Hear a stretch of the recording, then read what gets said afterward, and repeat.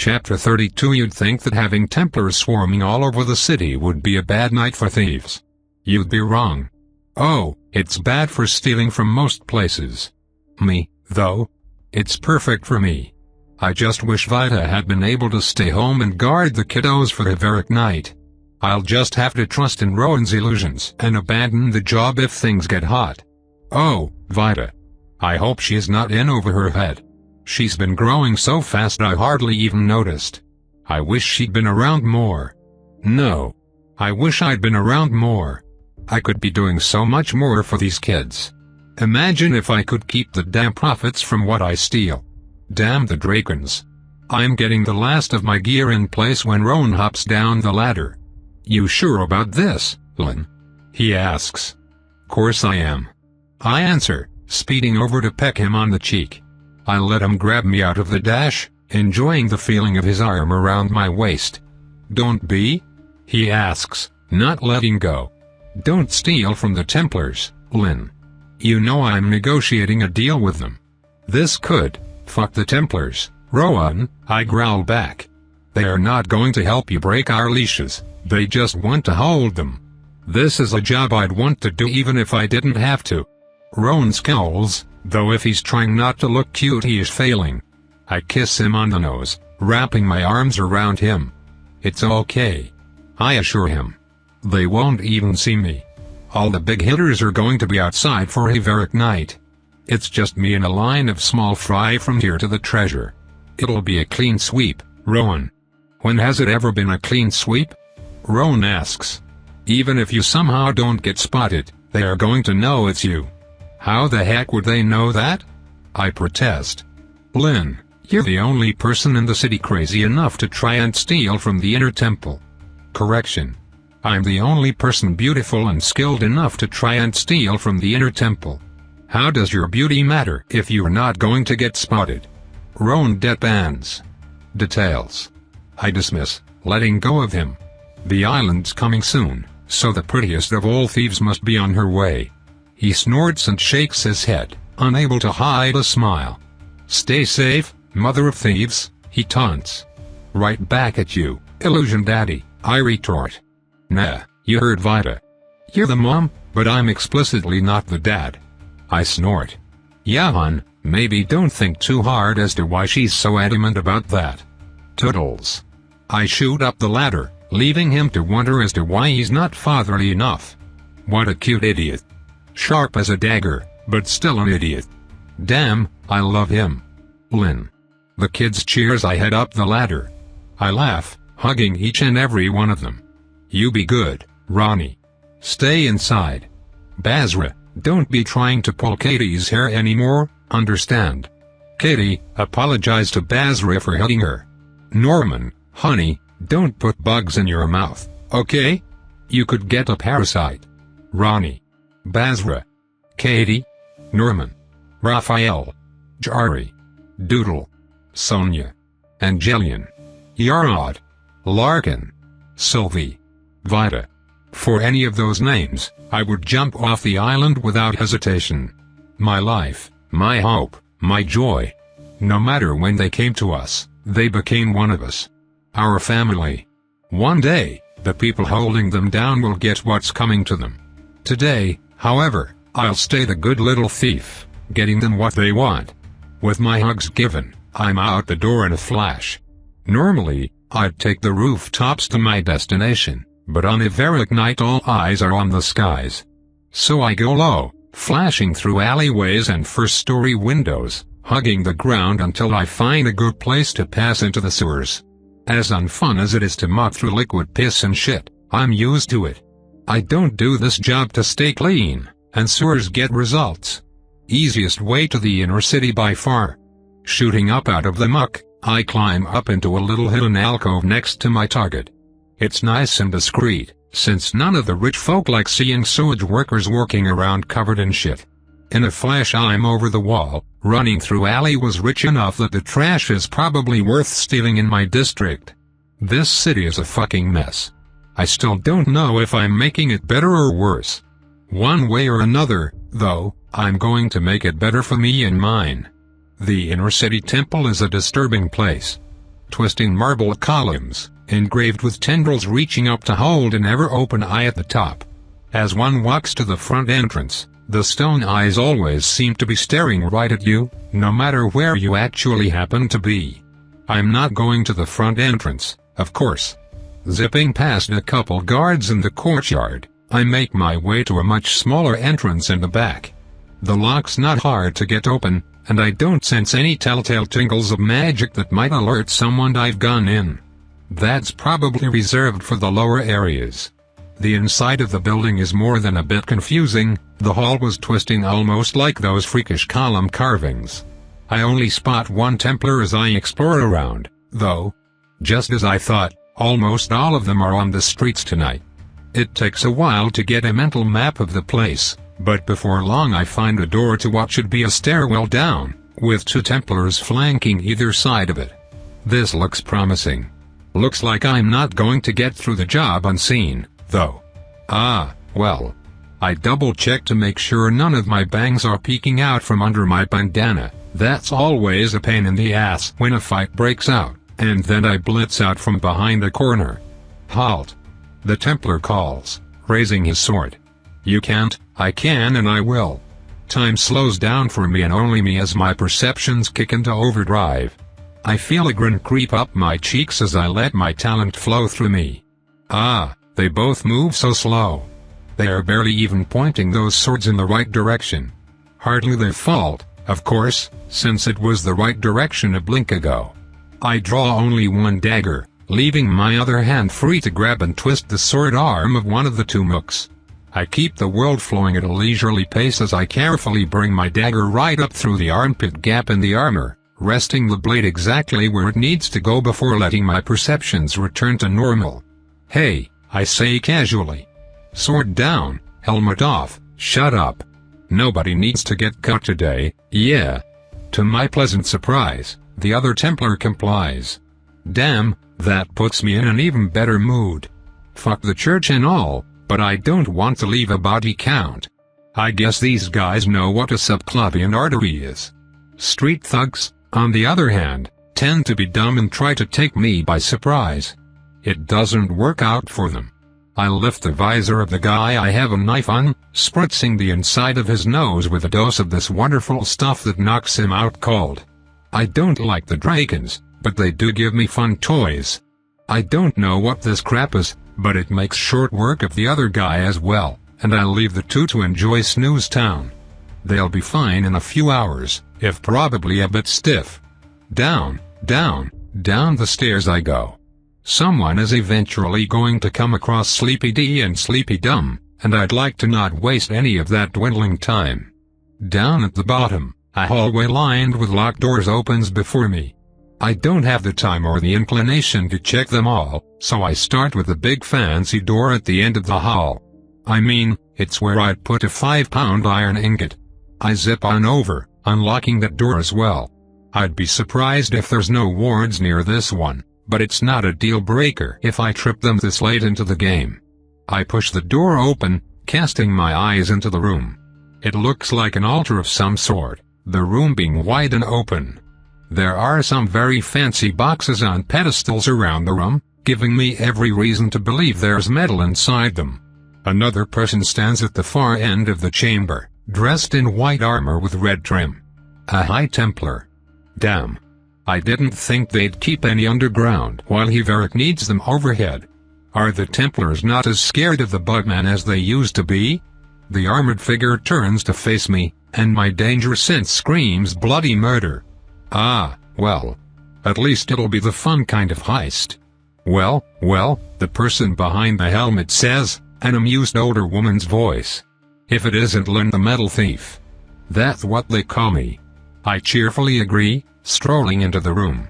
Say, speaking of, you wouldn't happen to know where I can find an iron ingot, would you? I heard you folks picked one up recently. I know, the High Templar answers. Oh, shit. It's a setup. Okay, but, is it here though? I press, smiling. 'Cause, you know, if I'm in your hair I can just take it and, my hair stands on end as the air around me charges with mana. Not on my position, but around it. Trying to capture me? Oh, I'm going to make this bitch regret not going all out. Rowan insists that my talent can't actually manipulate time. It just speeds up my perception of time, letting me stretch bare instants into eternities. I don't move any faster than normal when it's active, either. I'm pretty damn fast, sure, but that's totally separate. My body is slowed down just like the rest of me. It can get to speeds where I'm stuck for what feels like hours waiting for my eyeballs to rotate. There doesn't seem to be an upper limit of how long I can use it, either. But that's about it. It doesn't make me stronger, it doesn't make me tougher, it doesn't let me shoot lightning or bend the world to my whim. And I love it. It is the best fucking talent a girl could ask for. Yes, that sentence goes both ways. Before she can even think about completing her spell, I'm moving. This lady feels like she can melt half the island, but unless she wants to melt a room full of priceless artifacts, she is not going to hit me. Seems like a dumb place to stage a fight on her part, but hey, I'll take it. I'm out of her trap and moving towards her in an instant. The ingot is actually here, right? I press, dodging half a dozen cages of fire as I blitz around the room. I'm right, aren't I? It's in the building at least. What makes you say so? The mage asks wryly, lifting a wall of fire around the box I was about to check. Rude. It's not the kind of bait you can forge, I answer. Well, I mean you can forge it, because it's an ingot and that's what they're for, but like you can't. Fuck, you know what I mean. Gathering my other talent in my arm, because I'm the fucking best, I zip my hand into and out of the wall of flames, retrieving the box in question faster than a blink. I love that talent too. It makes this awesome pow sound whenever I move that fast. The mage seems startled that I'd just reach into the flames.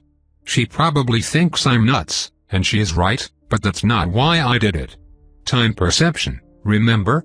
I can tell if her fire is going to burn my hand on the way in and abort, or go faster if I think it is. Two good talents that taste together. Dodging another flame cage, I peek into the box, seeing something shiny. Good enough. It's not heavy enough to be the ingot, but I can tell this midge is sandbagging and I just want to grab something and go before I get flambéed. Why they sent a fucking thermomancer to try and capture me, I have no idea. Why not a kineticist? Damn psychic assholes are way more of a pain in my ass than a fire slinger ever could be. Whatever, I've been told more than once that it's not my job to question shit. I'm happy to maliciously comply with that. I pump power to my legs and burst towards the exit, cradling my stolen box. More spikes of mana around the area burst into flames, but at this point they're so easy to dodge I'm convinced she's not trying to stop me from leaving. Which actually kind of pisses me off. At the last second I hop onto the wall next to the doorway instead of heading out the door, shooting right back towards Mrs. Flamehans. I want the box she's guarding, too, just to stick it to the damn Templar who thinks she's better than me. All around me, I feel it. The movement of energy, the zones of power where heat will soon bloom into flames. Magic is so goddamn fancy. I never could figure out how it works, even though Rowan insists my talents are perfect for it. I don't like it, though. Never have. So I made sure I'm good against it. Whoever this lady is, she's got raw power in spades. No matter how good her scissors can cut, though, I'm the fastest fucking rock alive. After my talents awoke, I've never once lost at rock paper scissors. 'Cause I cheat. I toss the box with the metal artifact at her face, right through the path where she's trying to blast me with a spell. While she wastes time canceling her big fancy magic, I grab the box behind her, and hell yes, this feels like 5 pounds, then book it double time back out of the room. Peeking into the lid of the box on my way, and, oh yeah, baby, that's iron. I toss some more random crap that Drakens gave me, little balls that explode into puffs of smoke. Probably not worth a whole lot against a High Templar, but I lose nothing by burning them here. Then I'm up the stairs and out my escape route, vaulting over anyone dumb enough to get in my way. Should have brought another speedster to tangle with Lynn, you tentacle-worshipping fox. I can't help it. I let out a whooping cheer as I vault back over the outer walls that surround the inner city temple. Half a dozen people immediately look over to me, but who cares? I'm Lynn the motherfucking metal thief, and I feel alive. Pretty soon I'm back in the sewers, home free. Ah, this is the life. My heart is still pounding. I would have been scorched something fierce if I had made even one wrong move. Yet I don't make wrong moves. While everyone else is making snappy impulse decisions, I can take all the time I want getting myself exactly where I want to be. Nothing gives me a rush quite like dodging with a millimeter to spare. The look on people's faces is priceless. If only Templars didn't wear helmets. Just another reason they suck. Important thing is that I got the goods, though. I drop it off at the usual spot and head above ground to find somewhere I can wash off. A bunch of hunters give me odd looks as I walk past them, covered waist down in shit, to use the water pump. I grin and wave. Thanks for protecting the city, I tell them earnestly. Anything happened yet? A little, but not much, ma'am. Were you cleaning the sewers on Haveric night? What, you think they don't clog just 'cause we're under attack? That earns me a few chuckles, but the more savvy ones of the group take one look at my armor and knives, drawing a likely much more accurate conclusion. They don't press it, though, looking back to the skies once more. 5 pounds of metal and no big attack. Damn, this was a good Haveric night. I take my time getting clean, enjoying the afterglow of a successful run and trying not to think too much about what the stuff I'm stealing is used for. As much as I hate the Templars, I really hope they booby-trap that ingot.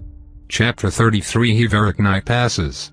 Some other hunter team is sent out to investigate the closest drop zone. My team is given a while to rest, with of course the exception of myself and Penelope. We're eating breakfast, anticipating the branch leader to come looking for us. Remus hasn't stopped being a problem just because another problem has been added on top of him. Sure enough, it isn't long before I feel the portly old man walking towards our guild house. I tell Penelope as much, and swallowing the last of our meal we go to meet him at the door. The man grins jovially when he sees us waiting for him, walking right on over with his arms raised and open. Well, hello. There's the 2 young hunters I was hoping to see. I believe we're trainee hunters, Penelope corrects. Not anymore. The branch leader answers happily. Your teacher did submit the forms for your promotion before leaving, after all. Our teacher who, at the time of writing those forms, would have been possessed by an aura, Penelope says flatly. Details, the branch leader says, winking. You all came back alive, that's enough of a recommendation for me. Now, could I get the 2 of you to come with me? The Templars want to speak with you. I'm not exactly a political sort of girl, but I get the feeling he also didn't want to present trainee hunters for the job. We figured, I answer. We're ready. Penta takes control for a moment just to take a deep breath. Were we ready? Being the implied message and, well, shit, I don't know. In truth, I'm terrified, and Penta no doubt feels the same. We've gotten really damn good at swapping control, which is to say Penta is technically always in control. She's just gotten good at doing the things I want to do without a time lag. Something about reading but not stopping signals. I don't get the biology of it, but we figured out a working system. We also have a rat sleeping in a pouch in case she needs to hide for a bit. What else can we do? The branch leader just smiles happily and leads the way. I try to strike up a conversation to take my mind off things. So, those black things Haveric dropped on us. Any idea what they are? My bet is eggs.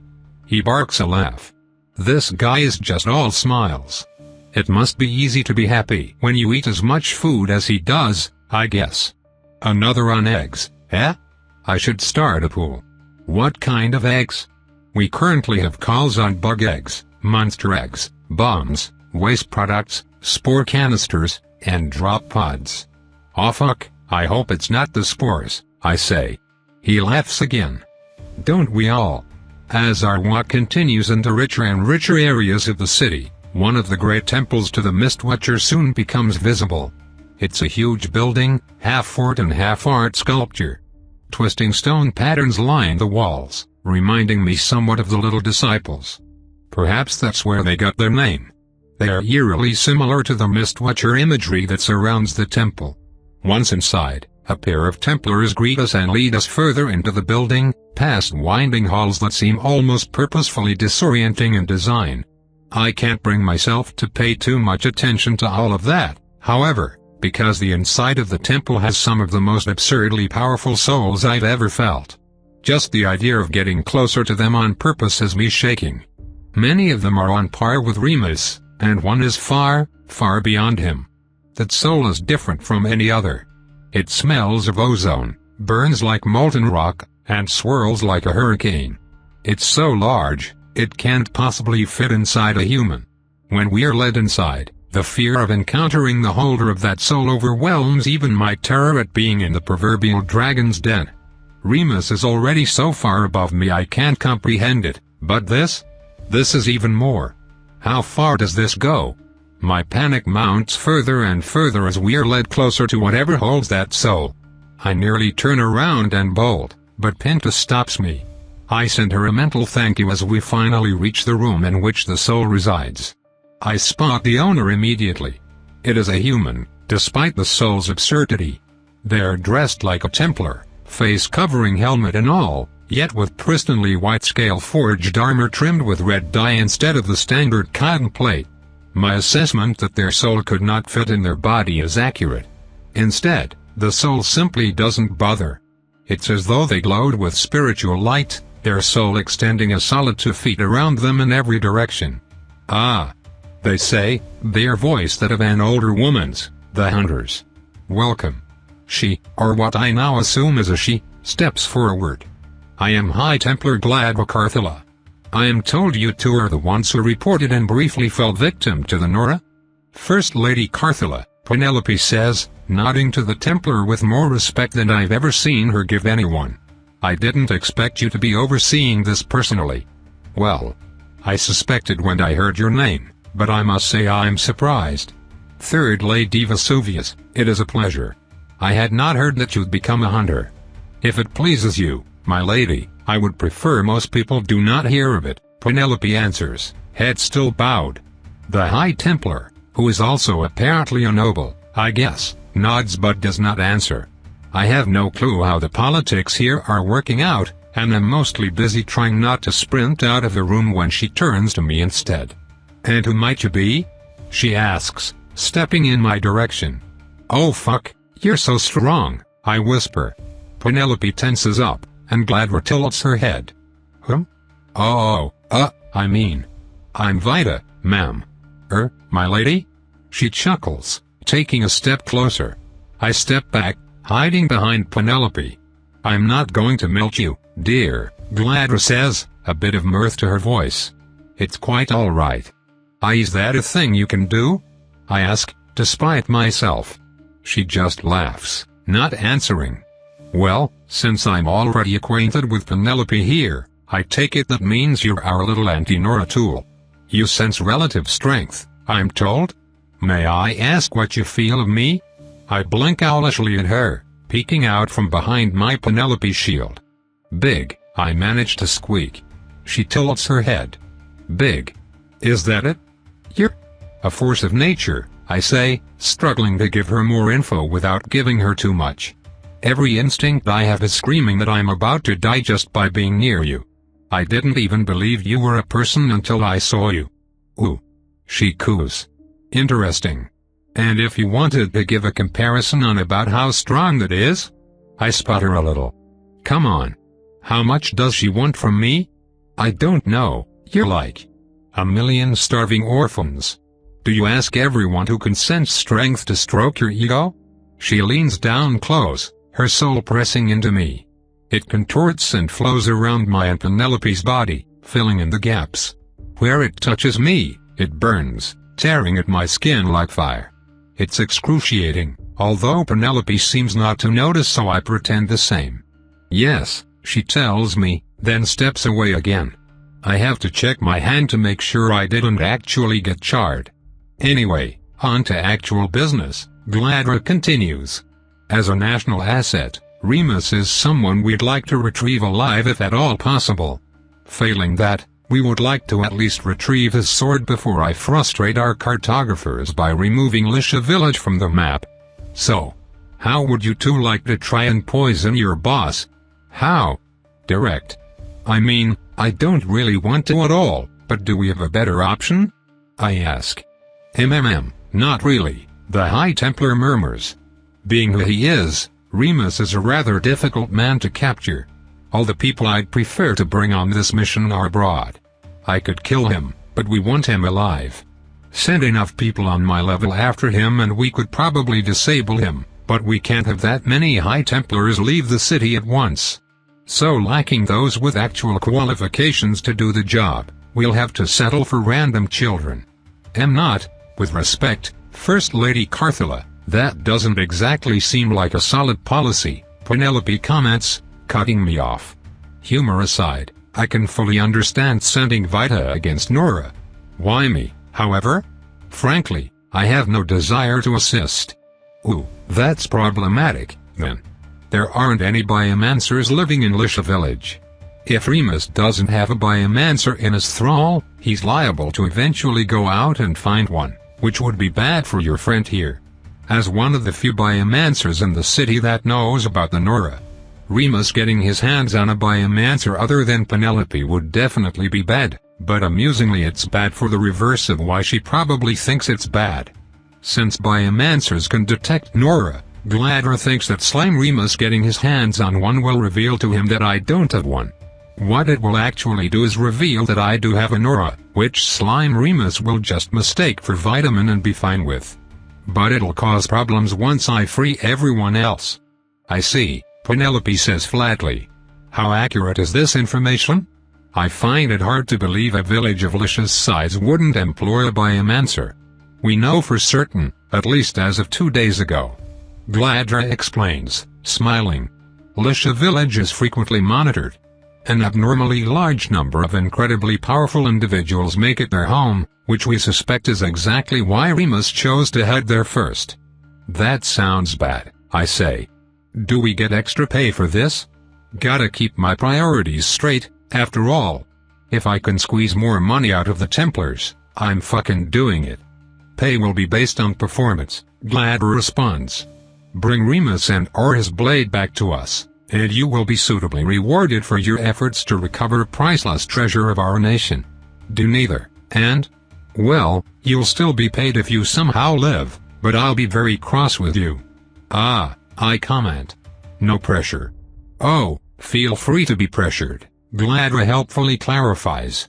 Of course, if you think this is completely beyond you, we can just not risk it and I'll go vaporize everyone Remus has had contact with in the last several days. That doesn't strike you as an overreaction? Penelope asks. The High Templar shrugs. Okay, we can probably get away with non-lethally poisoning most of them, but Lisha village will still have to go. Was this lady crazy? The next time my instincts say run the fuck away, I'm going to listen to them. No you won't, Penta whispers. I hate that you're probably right, but it'd be super great if we not talk to each other in front of the High Templar. Penta near imperceptibly shrugs my shoulders.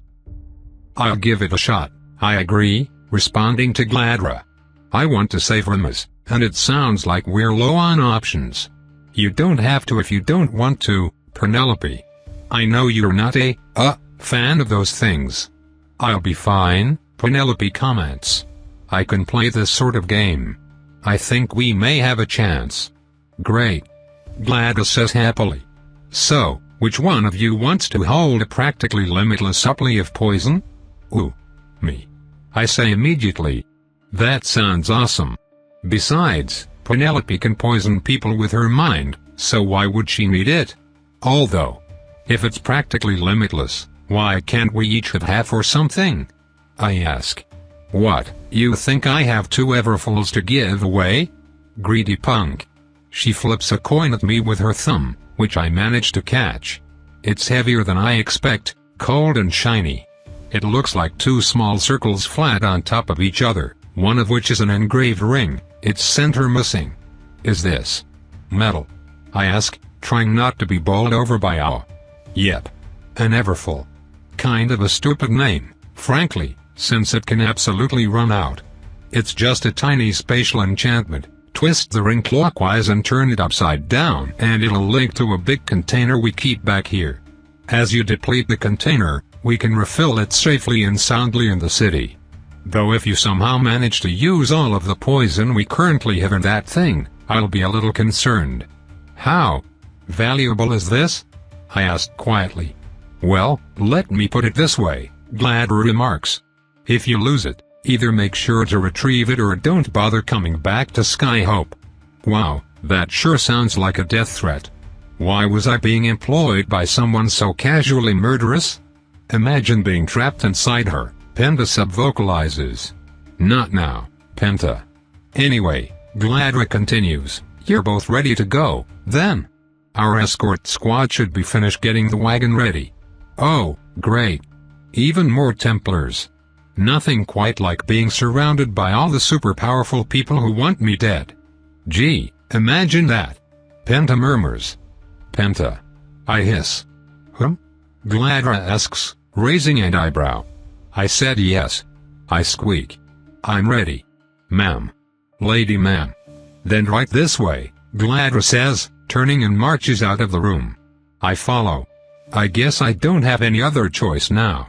Chapter 34. Well, I've been surrounded by Templars for a solid half hour and I'm not dead yet, so I'm now willing to bet they can't passively see I'm an animancer somehow.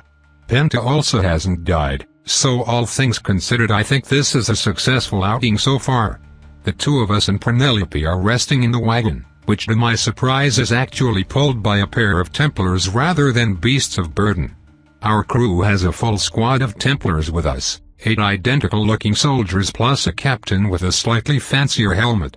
First Lady High Templar Gladra Carthula, or whatever the heck her full set of titles is supposed to be, is also with us, walking outside next to the wagon. So, how do you know that weird lady, Penelope? I ask. The young woman shifts in her seat, arching an eyebrow at me. Did you just call Gladra the Annihilator a weird lady? Penelope asks. Fuck it, duck, how many titles does she even have? I ask, exasperated. Who is she and why is her name so long? Penelope blinks at me very slowly, as if I'm some sort of freakish monster. Which, okay, I suppose I am, but how have you never heard the name Gladra the Annihilator? Quite easily, seeing as I have put no effort into the matter and still managed to turn up ignorant, I answered dryly. Come on, can you just tell me? Penelope shakes her head, but sits up straight to answer. Well, she's the single most powerful learned mage in the country, and possibly the island, she answers simply. She's a hero. She's a psychopath, I counter. Penelope grimaces. Well, she can be both. I was surprised about how casually she was willing to destroy Lisha village. She might have a personal reason for overseeing the mission herself. Or maybe I'm reading too much into it. It wouldn't be good to spread rumors about a first lady, in any case. What does that mean, anyway? What's this first lady third lady junk? Have you really lived in Skyhope your whole life? Skyhope's a big place, I say, narrowing my eyes. My part wasn't like yours. She sighs. Fine, fine. So, Voca politics basically revolve around... Wait, I say, cutting her off. What's a Voca? She blinks at me. That would be the name of our country, Vita, she says slowly. Oh. Our island is called Verdantop. That's Ver. Dan. Top. I knew that one. I insist. Thank the Watcher. Okay, so. Voca politics. Skyhope is our capital, and in the center of the capital is the royal palace. There, the king and his family live. Why not the queen? I ask. What? Why isn't it the queen and her family? Well, sometimes it is, Penelope clarifies, exasperated. But this generation, a man was the royal successor. So our country has a king, and the king has a wife, and she is a queen but she is not the queen. If the king names a woman as the successor to his throne, she will eventually be the queen, and her husband will be a king, but not the king. Does that make sense? No, that's really confusing. Penelope groans. Look, none of that actually matters. The important thing is that we have a king, and the king has the power to nominate people to be councilmen and councilwomen. When he does so, they become nobles, as does their entire family for the next 2 generations. In return for her services in war many years ago, the current king made Gladra a noble, granting her the name Carthilla. Thus, she is a first lady, or informally, a true lady since she was personally nominated. If she had a husband, he would also be a first lord, and their children would be second lords, ladies, or nobles, and so on. My head spins. This is way too much at once. Okay? It's rare for a Templar to also be a noble, but hardly unheard of. There's usually a few on every council. The current king greatly values strength at arms and military prowess, so there are more than usual as of late. She seemed kind of sour about that. Well, hey, I'm not going to complain about her having a thing against Templars. At least she seems done explaining. The trip has been boring so far. Nothing in the forest seems to want to attack a caravan with this many people. I need something to do. A combination of exhaustion and Penelope's political speech decides it for me pretty quickly. I make myself as comfy as I can in the bumpy wagon and quickly begin to fade into unconsciousness. I don't sleep well. More or less any time a Templar moves too fast I'm jolted awake. Even the basic soldiers are pretty strong, and my groggy brain interprets them as threats. Which, to be fair, they are, even if the threat isn't immediate. At one point during my nap, Gladra leans against the outside of the wagon and her soul brushes me through the wood. When she asks, I attribute the scream to nightmares. Still, as the day drags on, I probably get close to 5 or 6 total hours of rest.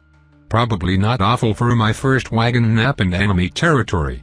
Eventually I exit the cart, feeling the need to stretch my legs and take a piss.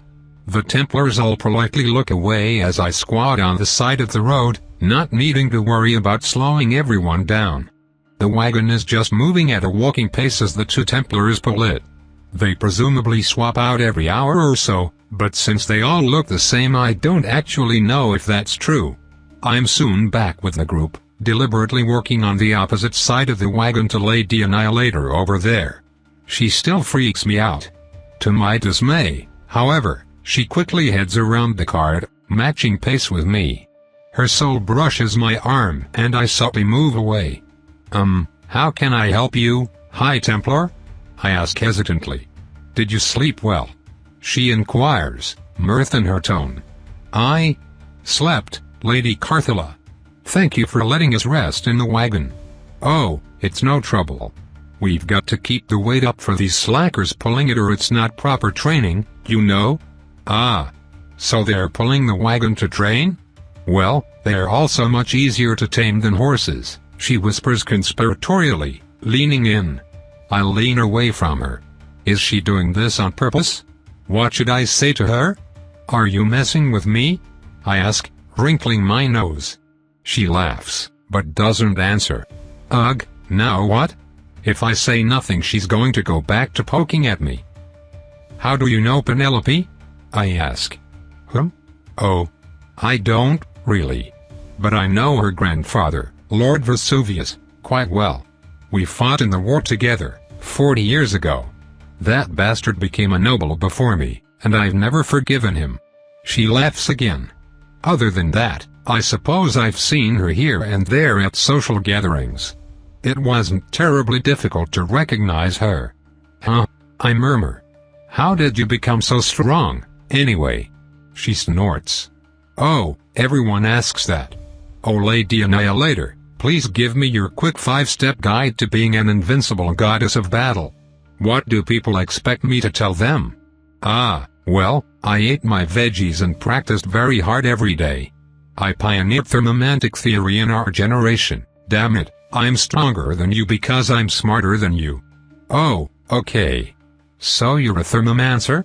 Her helmet tilts towards me, as if she was giving me a serious look. You have actually never heard of me, have you? She asks. I shrug. Grew up in the slums. I don't really know anybody. I lucked out and got a cool scout talent like a few months and change ago. Until then I was nothing and nobody. She hums. Isn't that how it always is? People always hold me as some great hero for being as strong as I am even though I'm talentless. As if Mistwatcher granted talents are the only kind of talent. Some people are simply set apart. That is how the world is. I frown. Isn't it weird for a Templar to decry the Mistwatcher like that? She laughs. Don't go to church either, do you? Well, I don't know if that counts as decrying. Why do you think we worship the Mistwatcher, exactly? I haven't the faintest idea, I say honestly. She murmurs. Have you seen it before? Only Penta's intervention stops me from shivering at the memory. I send her a mental thank you. How could I have seen it before? I ask. Slums, right. Well, we'll get the chance to correct that on this trip. Our route will take us by the edge for quite a ways. My eyebrows raise. Wait, really? Isn't the edge really far away? Pretty far, I suppose, yes. Do you not know where Lisha village is either? She chuckles and moves to pat me on the back, sending intense pain searing through my body as her soul passes over me. I put on a fake grin and ignore the pain as best I can. I just want to scream. Her soul is power incarnate. I'm legitimately afraid that if I stand next to her for too long, I could die. Her hand moves away. I nod at her and politely excuse myself, crawling back into the wagon. Only then do I let out a breath I didn't realize I was holding. Did you have a nice chat? Penelope asks blandly. Went okay, I managed to gasp. Rather than gossip about me, you should probably spend this trip doing something productive. Oh, had she heard all that? I was just curious, I protest. We didn't gossip about you. Of course. Either way, it might do good not to waste the time. You should practice your cancel commands. Aren't I not supposed to be learning magic? I whisper quietly. As long as you don't channel any mana, you're not breaking any laws. You could also just work out, I suppose, since you mentioned wanting physical skills as well. I'm sure the Templars would be happy to give you tips. I think I'll take them up on those tips, then, I answer. I feel like I'm pretty awful with this spear, still. Suit yourself, Penelope grunts. I retrieve my weapon and hop back out of the wagon, heading once again to the opposite side of the cart from Gladra. A few Templars glance my way, but as I start doing working spear drills they nod in acknowledgement and lose interest. I'm a bit too intimidated to go over and ask them for pointers, so I just keep practicing the routine Lynn taught me, hoping one of them will eventually say something if I'm being dumb. After a while, I manage to settle into a rhythm. The cart isn't moving very fast, so it's simple enough to keep pace while drilling. There's nothing I need to worry about other than me, my shitty spear, and my always in soul sense. Beasts of the forest leave us alone however, and Gladra doesn't move to bother me. I can't say I like the training, but I'm used to it now. It's no longer the excruciating chore it was when I first started, back when my body screamed in protest just from running a few blocks. I've gotten so much stronger in such a short amount of time. Eventually, I don't know how much later, the squad captain approaches me. It might be time for a new drill, miss. He suggests politely. His voice sounds vaguely familiar. Huh? I ask. You've been doing the same drill for a couple hours now. It might be good to give those muscles a rest, move to a new drill. Oh, I say. Yeah, I guess so. I sort of lost track of time, there. Do you have a drill you recommend? It's impossible to see his reaction from under the helmet, but he seems pleased. Well, I'm more of a sword fighter myself, miss, but if I may. I hand him my spear, watching him move with it while asking questions. If I'm placing the voice right, this is actually the guy that hired Rowan. Odd, that. I guess he got promoted. I've no idea if he remembers me, though. My cheeks aren't quite as hollow as they used to be, but surely I don't look that different? I want to ask him why I'm running into him again out of the blue. Once as happenstance, twice as coincidence, thrice as a pattern. Yet on the off chance he doesn't recognize me, I don't want to bring attention to the fact that 2 months ago I weighed about half as much and now I'm a hunter who apparently goes on missions with a Grand Templar. Sure, I'm still the weakest person here, but I've been improving fast. I don't want Templars asking how I've been improving so fast. Thankfully, he doesn't. He's a very polite and personable guy, all things considered.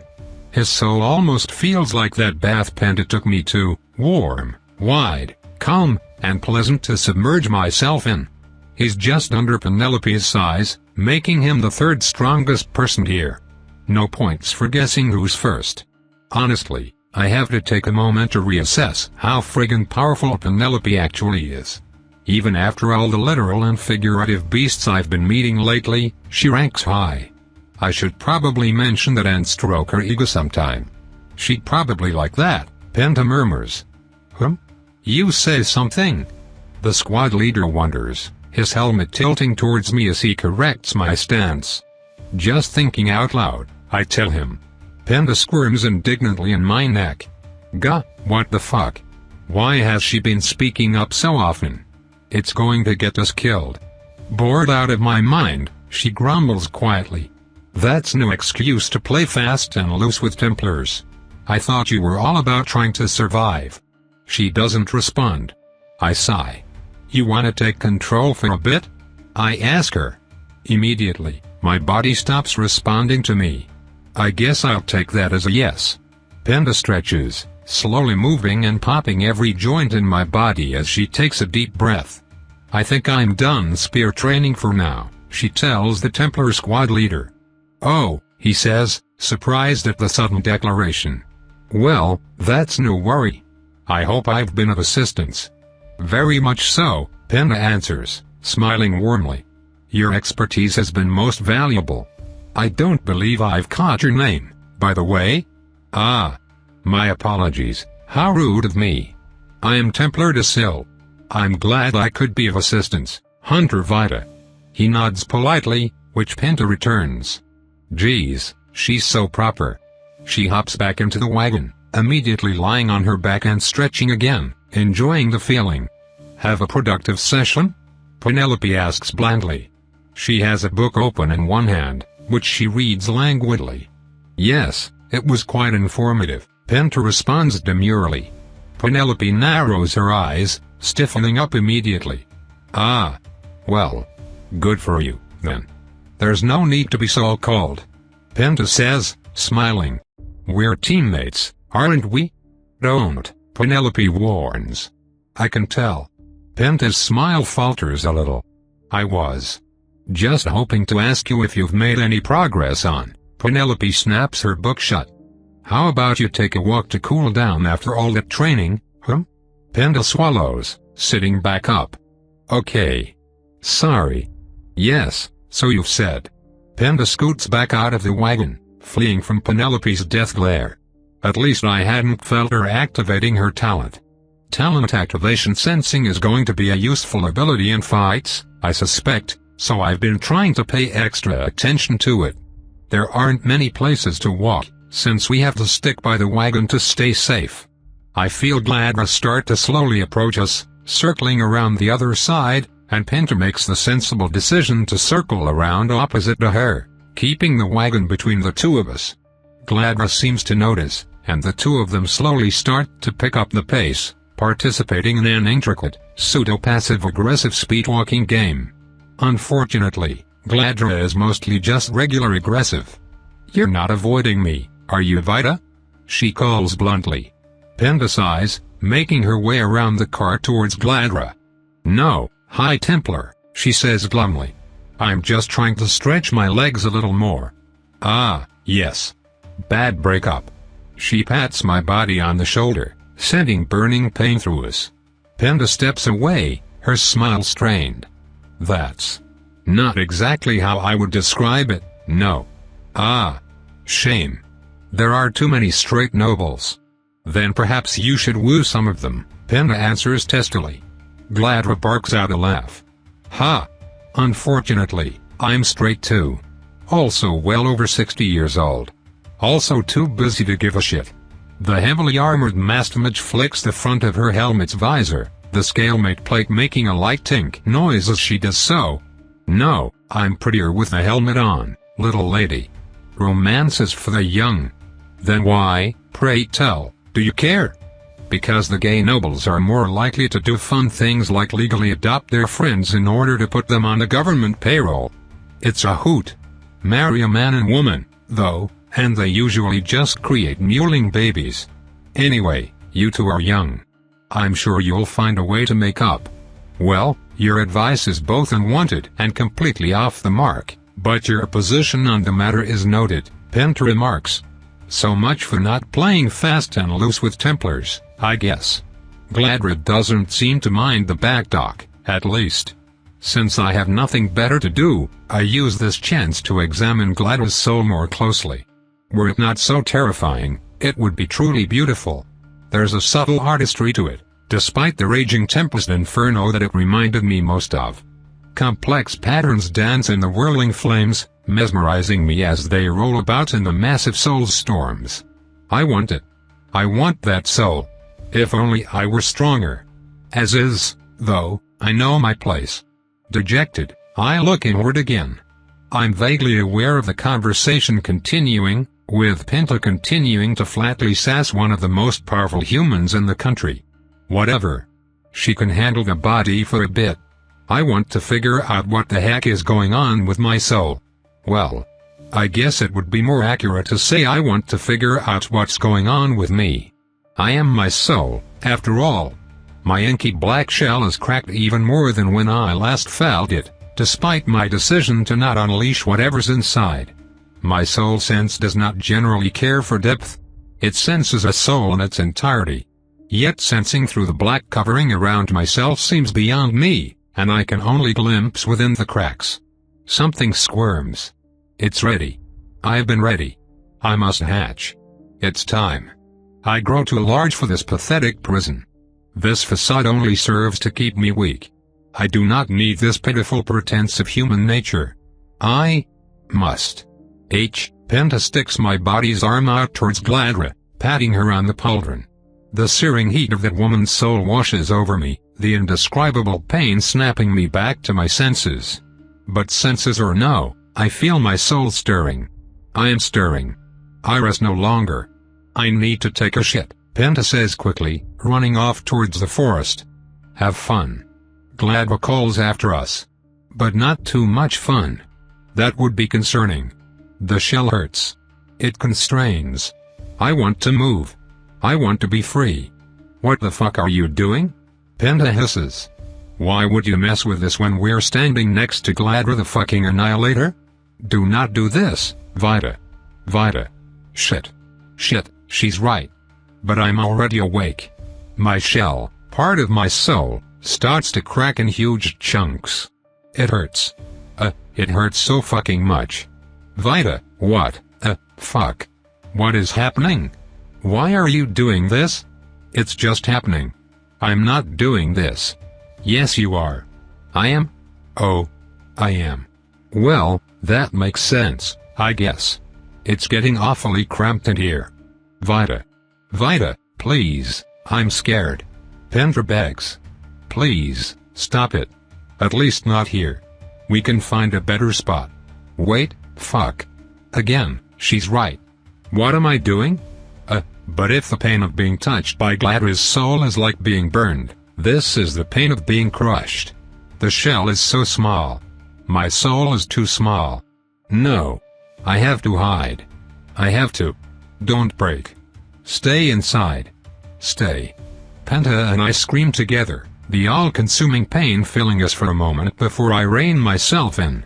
I just have to stop squirming. I just have to go back to sleep.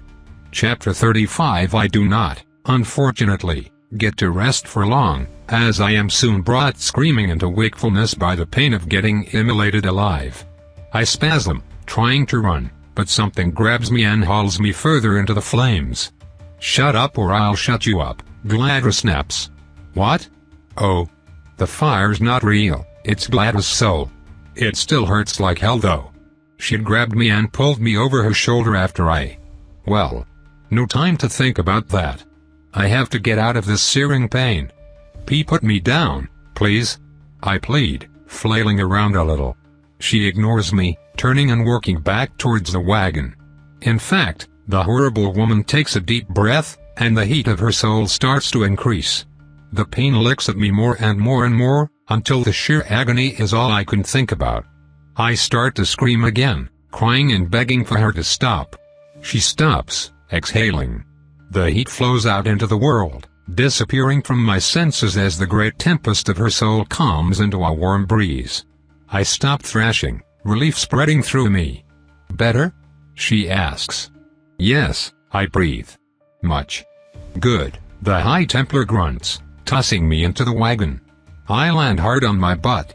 Next time, just tell me you're sensitive to mana. I blink. Is that what her soul storm is made of? I didn't know I was, I admit. This has never happened before. She tilts her head, the cotton helmet shifting. Really? Sit still.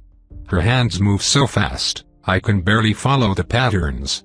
The heat within her soul rises ever so slightly, gathers, and dissipates once more. I feel a pressure around me, the same sort of weight as when Remus drew his sword. Does it hurt? She asks. No, not really, I answer. She scowls, and the pressure increases. The air is like a soup, but it's still not painful in the slightest. Still nothing, I tell her. So you're sensitive to mana, but only when it's being channeled. What does that mean? I ask. It means you're going to have a bitch of a time around me, she answers. Most mages don't channel mana when they're not casting. I do, however. It helps with prepared spells, it's a good workout, and it brings me closer to the Mistwatcher. The danger is of little consequence to people with actual talent. Penelope, who had been politely eavesdropping behind her, scowls. Yeah, ouch. So basically, mana hurts like hell, but I only feel it when it's in someone else's soul. That's weird. Would I hurt myself if I channeled mana? No, that doesn't make sense. If I'm a natural mage, presumably I'm channeling mana whenever I use my spooky stuff, right? Wait. I need to back my thought process up a bit. What happened? Penta was in control, so I started trying to look at my own soul, which prompted. Ugh, maybe I shouldn't think about this, I'm just going to want to hatch again. It's like trying not to scratch an itch. I might need Penta's help here. Wait, fuck, where's Penta? I put my hand over my pouch, and thankfully I feel the little slimed soul safely inside the rat we brought. Oh, thank goodness. She must have fled in there to avoid the excruciating pain. I don't want her to stay in that rat for too long, so I poke at her. She flinches, retreating deeper into the pouch. I try again, more gently. Hesitantly, she oozes out of the rat and slips into my hand. How does channeling mana bring you closer to the Mistwatcher, anyway? I ask. I doubt Gladra can notice Penta without really looking hard for her, but distracting her while the little slime moves seems like a wise decision anyway. The High Templar chuckles in response to my question. Mana comes from the Mistwatcher, of course. Everything does, to some extent. The islands fly, the sky glows, the rains fall. All of this is done in accordance to its indomitable will. Mana is the physical manifestation of that will on the world, and when we use it for ourselves, we are merely borrowing. She holds out both hands and her soul stirs. I feel the raging, horrible heat that burned me when I touched her. She pulls it in from outside, sucking it from somewhere I cannot see. It changes within her, becoming a storm of fire. I see a frozen, smoking crystal form above one of her hands. Above the other, the air wavers, shaking and wobbling like a mirage. When I cast a spell, I am taking a minuscule fraction of the Mistwatcher's power and shaping it. I tell the world take all heat above my right hand and move it above my left, and the world obeys, because the Mistwatcher's power is above that of the world itself. She claps her hands together, and the resulting shockwave nearly shatters my eardrums. The spell ends, and her soul returns to tranquility.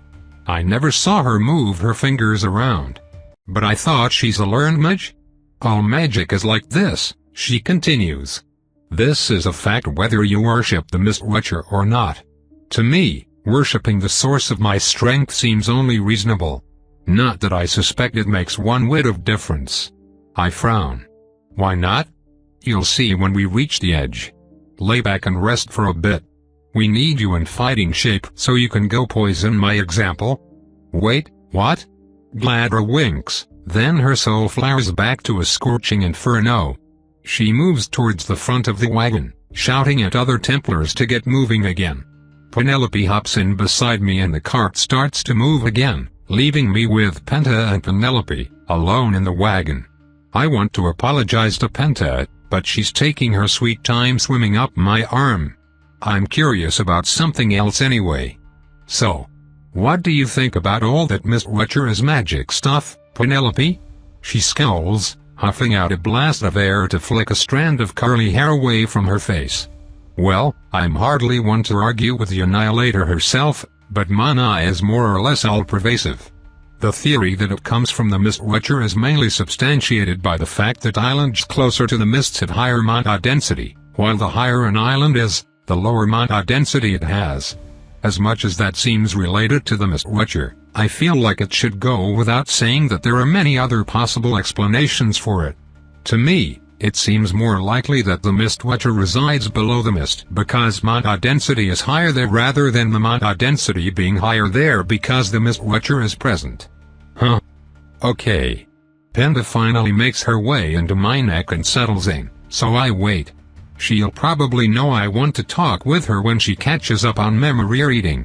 How do you not find it strange that your method of apology starts with me reading the memory of your intention to apologize? Penta whispers, covering my mouth.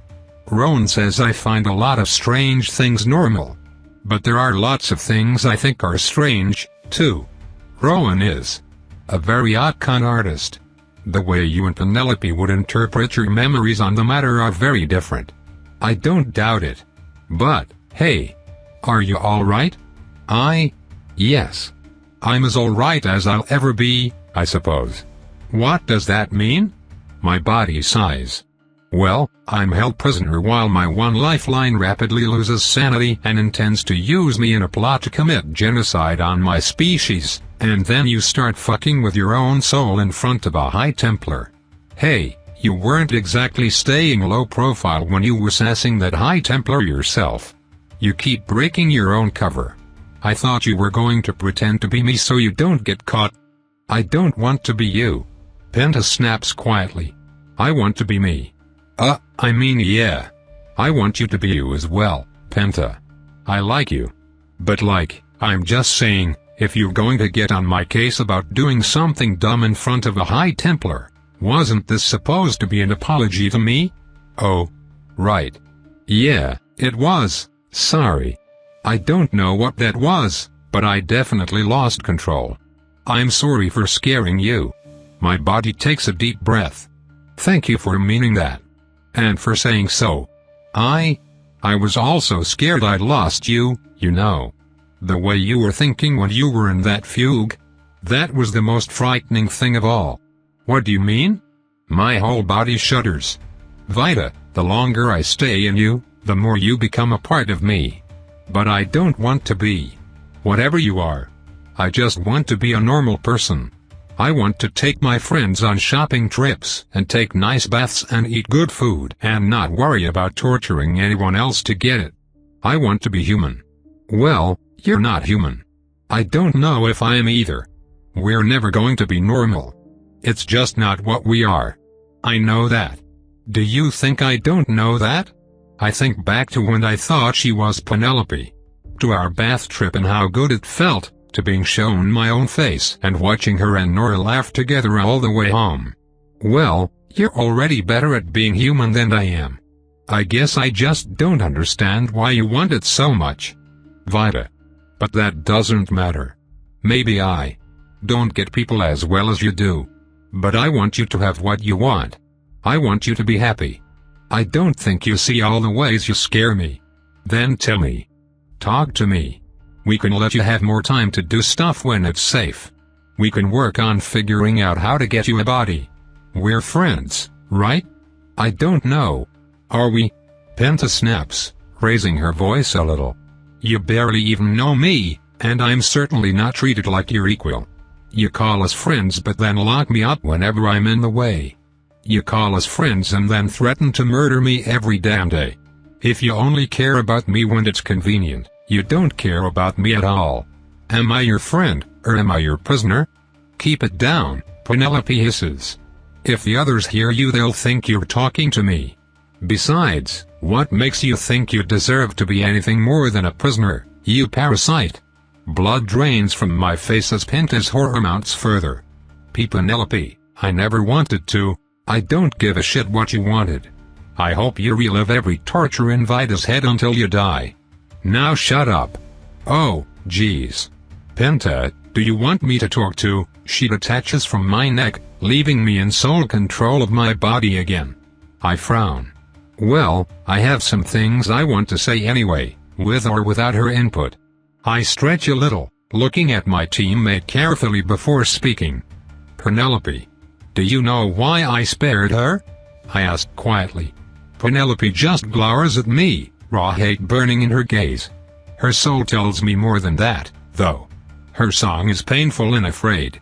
I know she's a monster, I whisper to her. She hurt you, and she would have kept hurting you if I hadn't stepped in. She's scary, and she's dangerous, but she can't control what she is any more than I can. I could be killed just for existing, and I've killed people to keep that under wraps and stay alive. I don't want that, but it's how it is. How can I condemn her for the same? I've said it before, Vida, Penelope hisses back. We're doing it your way. But let's be perfectly clear, we're doing it your way because I owe you, not because I think it is even a remotely intelligent decision. If you expect me to like it, you're going to remain disappointed. And if that monster keeps trying to talk to me, it's going to earn you a week of heartburn. I swallow. I don't know what heartburn is, but it sounds really bad. Okay. Sorry. Is it alright if I go back to talking to her, though? Just make sure your puppeteer stays quiet. You may have forgotten that we're surrounded by fucking Templars, but I promise that after your showing earlier they have not forgotten you. Collapsing in the forest like that. Why they haven't turned this cart around and declared you mentally unfit for the job, I haven't the faintest idea. I owe you, Vida. I was almost growing to like you. But there is only so far I will tolerate this flight of fancy. I nod, poking Penta with my finger, smooshing the skin under which she is currently pouting. She slithers back into my spine again, taking over. What? We were talking about how you feel like a prisoner. She takes a shaky breath. Right. I'm sorry I keep scaring you when I think about killing you. You know I don't actually plan to kill you, right? I don't kill most of the people I think about killing. The fact that you are legitimately trying to reassure me there just makes it even more terrifying. I groan internally. Penta, have you heard the phrase beggars can't be choosers? Well, you have, so obviously, I am sorry that I am scary. I scare me too. I'm also sorry that your life sucks. But you know what? Get over it. You're stuck with me now, and I'm not fucking sharing my body with you because I have to. You don't get to be a rich girl anymore. You don't get to go on shopping trips or take nice baths or eat good food. You're not Penelope, and you never were. Quit lamenting losing control of someone else's life. I just give up on being human, like you have? Is that what you're so afraid of? You're not human. You're a fucking mind control slime. And you know what? I think that's cool. Well done. Penta hisses. I feel my soul squirm in irritation. Why shouldn't I like who you are? What do you want from me? She takes a deep breath. Time to myself. To be myself, even if it's not convenient for you. Okay, we'll work things out. Anything else? To feel safe. Yeah, well. You and me both, Penta. But unfortunately. I know. We never will be. Not unless we get stronger. She chuckles humorlessly. Stronger? You think we are going to stand up to Gladra the fucking Annihilator one day? We will always be small fish in a big pond, Vita. One day, we're going to get swallowed up. Not if we swallow enough other fishes first. And at what point do those fish become people? Oh damn, if only I had someone worried about that who could always watch my back. You can't seriously be asking the mind control slime to be your moral safety net. You know exactly how serious I am. She sighs. How are you so okay with this? She asks. This is far beyond abnormal. Giving me your body, your memories. You are trusting me with so much. You know the kind of things I can do to you. When people go out of their way to do good things for me, I've yet to go wrong from extending them trust in return. This is just a lot more trust than usual on account of the alternative being your death. I don't think you should die. Is that really so weird? Like, sure, you having all of my memories is a bit scary, but the body control stuff? Meh? If we weren't in so much danger because of it, I wouldn't care. It's just a body. Just a body, huh? Well, when you discard your pathetic trappings, can't I have them in your stead? I don't really have any pathetic trappings to call my own. Did I really think that? Well, yeah, my body kind of sucks, you know? If I could live without it, that'd be neat. I don't think that's what I meant, though. I have to disagree with you. Your body might not be perfect, but it's infinitely better than being a noose. Though I'd still rather have my own. And we'll still work on it. In the meantime, wanna see how long you can walk around without me trying to perform some kind of terrifying self-soul fuckery? Yes. I'd like that a lot. Then go have fun, and be sure to smack me if I try to eat a Templar. She chuckles and scoots out of the wagon, smiling on the outside as I smile within. She stretches my arms as I try very hard not to stretch anything. It's been a weird day, but by my standards, still not a bad one. Chapter 36. As the penumbra of the next island hits, we find a clearing to rest and start a fire for the night. I help the Templars go around collecting kindling, and before long the strongest thermomancer there is acts as a glorified match to get us all started. Meals are unpacked from the wagon and cooked, and it's actually among the best food I've ever had, on par with the Hunters Guild mess hall. Not that the taste of food has ever been super important to me, but it surprises me all the same. Even more of a surprise is seeing all the Templars take their helmets off to eat. I'd been half expecting some horrible secret to be hidden under those ever-present helmets, but no. A bunch of friendly faces greet me, normal men and women with short-cropped haircuts happily talking and joking around the fire. They've all been so stiff and professional on the trip so far it's hard to remember that there are people under there. Without the helmets, it's like that barrier is shattered, and the way they joke and chat with each other reminds me quite a bit of my own team. Seeing Templar Dissel's face for the first time, I find it difficult not to notice how handsome he is. Short blonde hair, a soft, clean-shaven chin, and a straight-toothed grin all strike me as the signs of someone who's had cosmetic biomancy work. But damn, cosmetic biomancy work looks great. I catch myself staring a few times, to my increasing dismay. Come on, puberty. Don't make me fall for a Templar. That would be a really embarrassing way to die. You can't possibly be serious, Hans. One of the female Templars laughs uproariously. It's true. The other Templar responds. There was so much mud on my armor, they wouldn't let me into the inner city.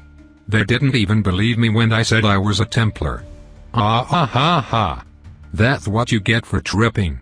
It was the middle of the night. How am I supposed to know there's a patch of mud right in front of me? So anyway, I have to walk all the way back to the nearest spigot, but I'm already late for completing my route, so by the time I get back they've sent a dispatch after me. Oh man, that's great. She laughs. Your captain must have been so pissed. Did I tell you about how I busted an entire Glee shroom ring by accident? What? No. Elaine, how have I not heard this one? It happened the other day. I was on break and heading into this medicine shop, yeah. and the guy behind the counter just takes one look at me and bolts out the back. I'm confused as hell, so I walk into the next room and glee shrooms everywhere. I never would have found them if he just sold me the damn pain medication. The Templars howl with laughter, and I can't help but smile a little. The people I've been so scared of are all so normal. It almost worries me more than if they had all been hideous beasts. At least High Templar Gladra is the exception to the people who look normal under their helmets rule. Her face is normal enough, although her light wrinkles are nowhere near as pronounced as I'd expect from someone who claimed to be fighting in a war 40 years ago. The top of her head, on the other hand, is a terrifyingly inhuman sight. Her entire scalp, around and behind her ears all the way to her neck, is a bald, engraved chrome, solid metal. Power dances along the magical inscriptions which seem to have replaced most of her skull. It's an intimidating sight to behold, adding a literal weight of mana density to the figurative weight of her presence.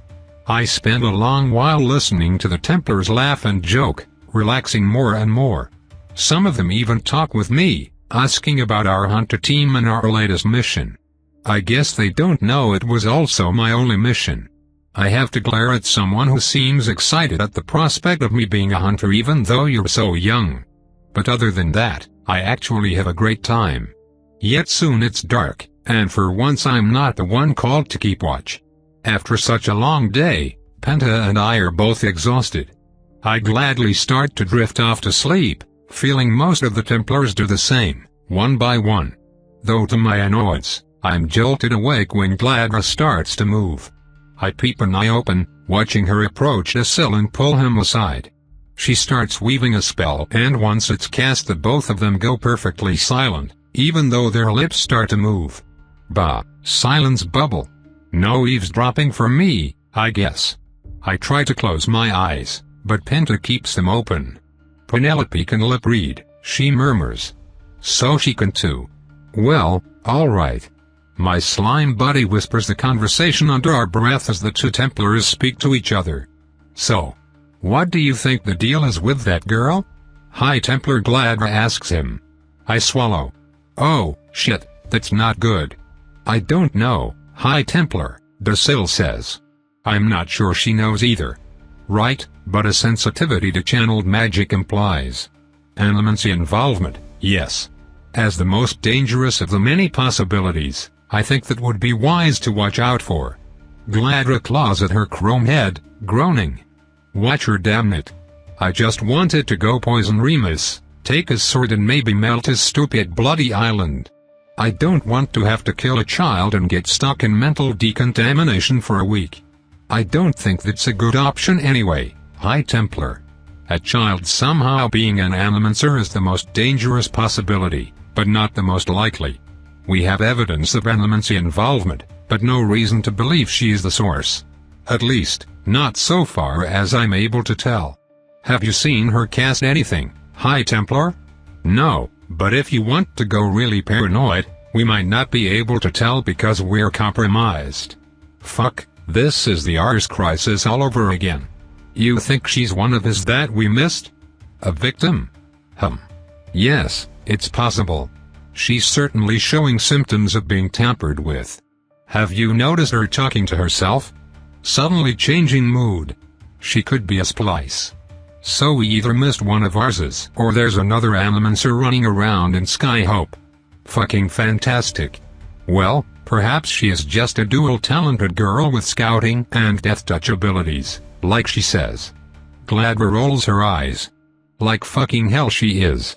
Well, I don't want to run a child through over this suspicion either, High Templar, so I advise we merely keep an eye on her for now. If we actually catch any instances of a crime, we can reconsider our action from there.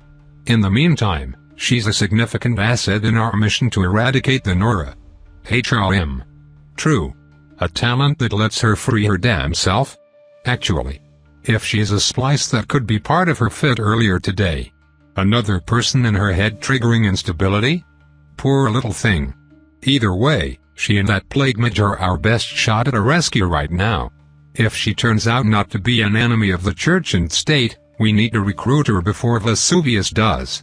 Fuck drinking those poison concoctions every day. As long as she is neither the enemy of church nor state, and also as long as she does not get herself killed by screaming and passing unconscious in the forest. Gladys snorts. Or that. How the hell did such an insane girl survive as a hunter? If we're right, she shouldn't even be half this coherent. Well, what the fuck? If she manages, she manages. I don't think she's walked into a church in her lifetime, but when we hit the edge I'll introduce her to the big guy personally. See if we can make someone faithful out of her. I have certainly seen it work before. I'll speak with her too, and Third Lady Vesuvius as well. She has known the girl longer than we. And? High Templar? Yes, docile? If you wish her to be positively disposed to us, perhaps you should consider tormenting her less. Gladys snorts and simply gets up to walk away. I close my eyes, pretending to sleep. So they suspect me of something, huh?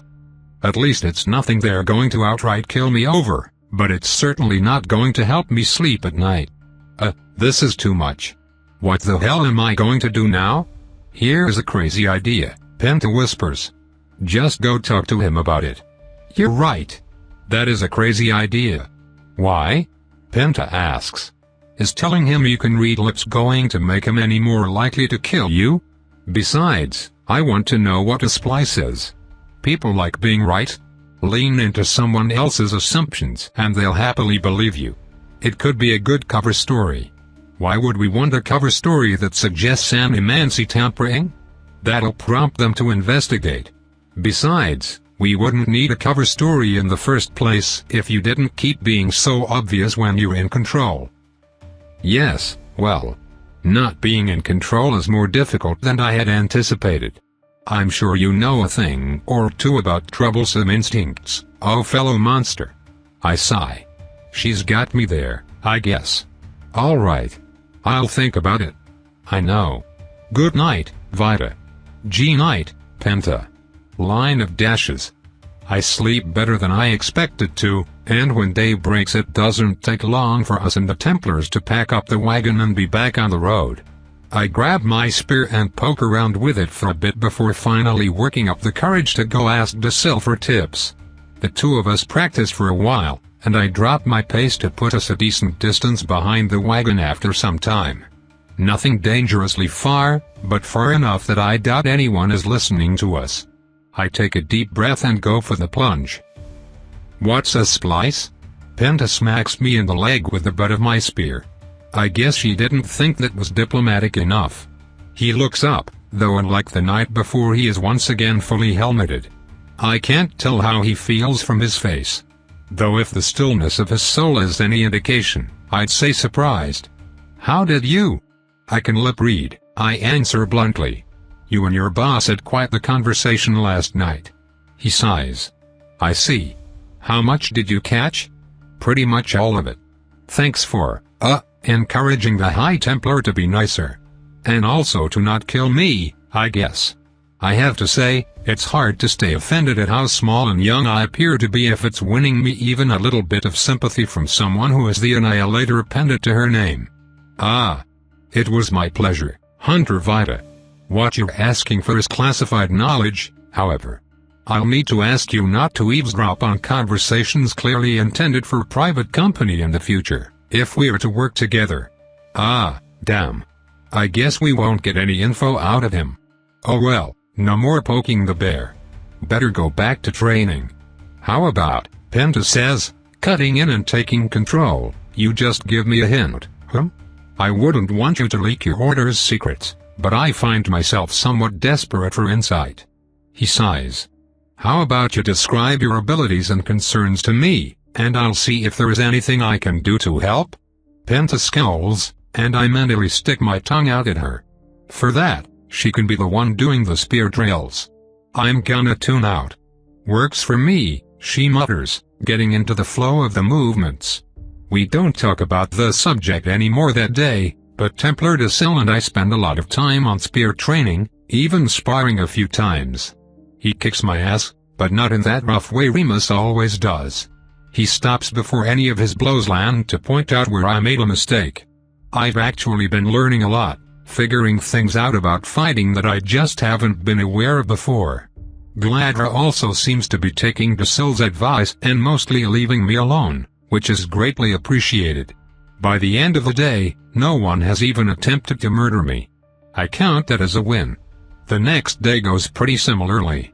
Dacil is a patient and kind teacher. A little too kind, sometimes.